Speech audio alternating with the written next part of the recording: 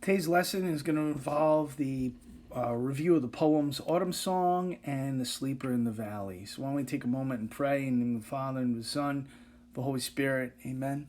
Our Father, who art in heaven, hallowed be thy name. Thy kingdom come, thy will be done, on earth as it is in heaven. Give us this day our daily bread, and forgive us our trespasses, as we forgive those who trespass against us. And lead us not into temptation, but deliver us from evil. Amen. In the Father, the Son, the Holy Spirit. Amen. So, a little special kind of humor today from the far side. Since there's a big run on toilet paper, we can clearly see that there's a dog that will help you out anytime you're in a jam. Okay, so the first poem we're going to take a look at is Autumn Song by Paul Verlaine.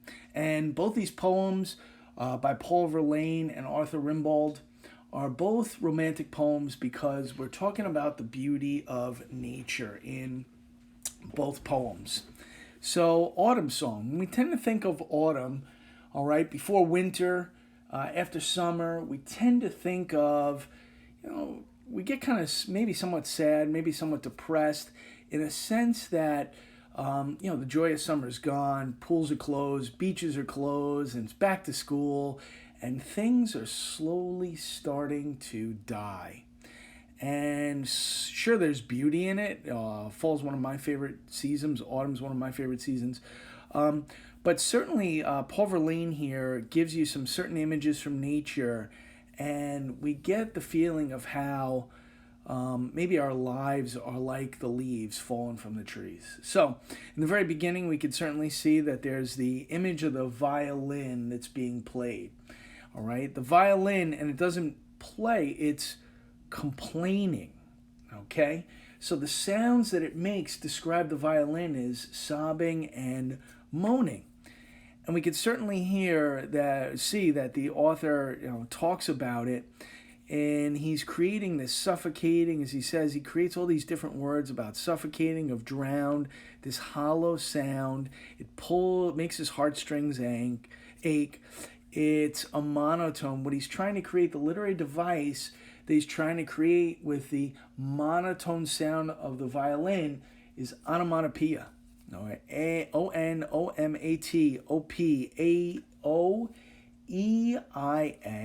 Okay, good luck spelling that one. Okay, so he's kind of creating this sound that makes us kind of depressed. We certainly don't want to go back to school, and it's kind of leading us to the final part of the year into winter. And what happens in autumn? Well, we certainly know that trees begin losing their leaves. We certainly know that things come to an end. And in the last stanza, he creates this image of the leaf falling to the ground. And that leaf falling to the ground is really symbolizing something.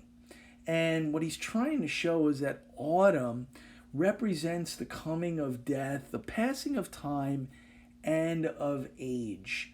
Okay? If we tend to look at seasons of our lives, we can certainly look at spring as being young and vibrant, kind of new life.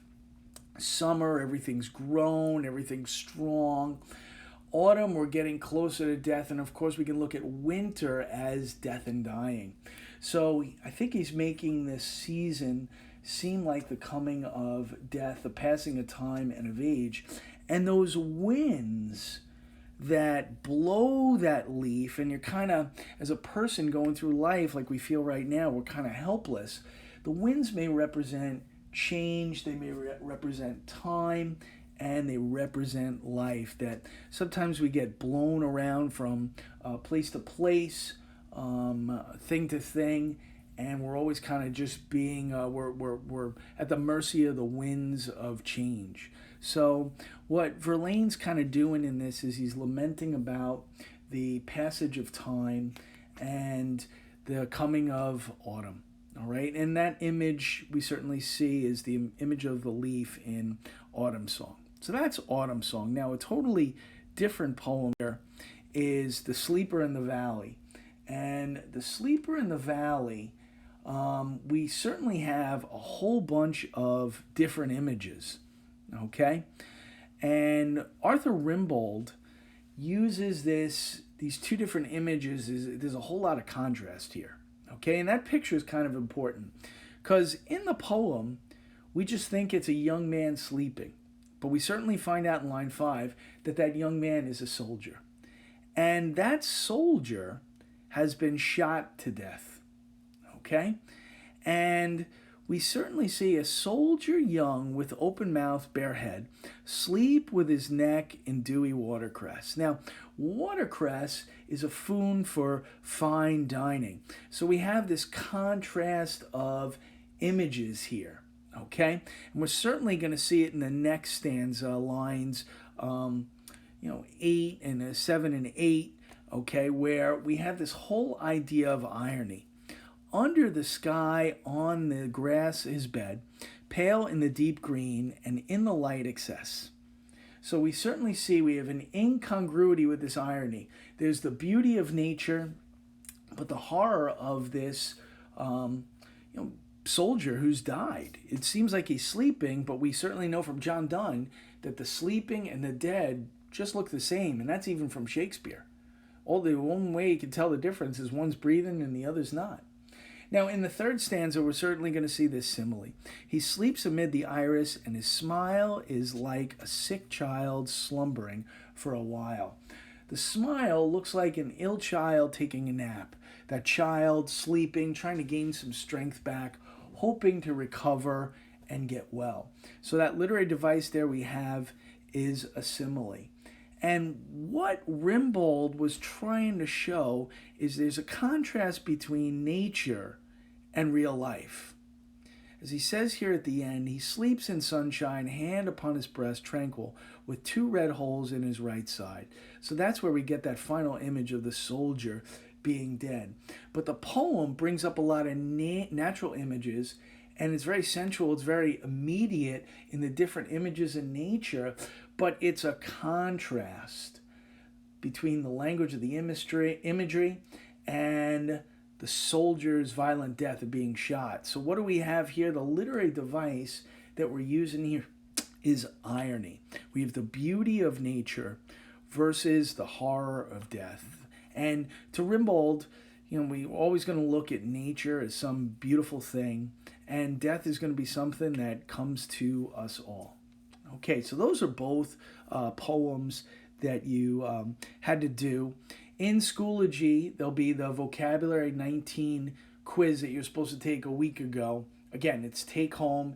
It's just for you to practice, see how well you know the words. There's no grade on it. And then in tomorrow's lesson, I'll take time and go over the vocabulary. And then tonight you're going to start reading A Doll's House. There's a movie that goes along with it, so you might want to watch the movie. And then there is the questions that you can answer, and the text is in Schoology also. So you might want to download that text. You have to do questions 1 through 17 in there, and you can watch the movie. It's on YouTube, and that should help you answer the questions. If you have any questions, you want to email me about anything, by all means, feel free to do so. Have a good day.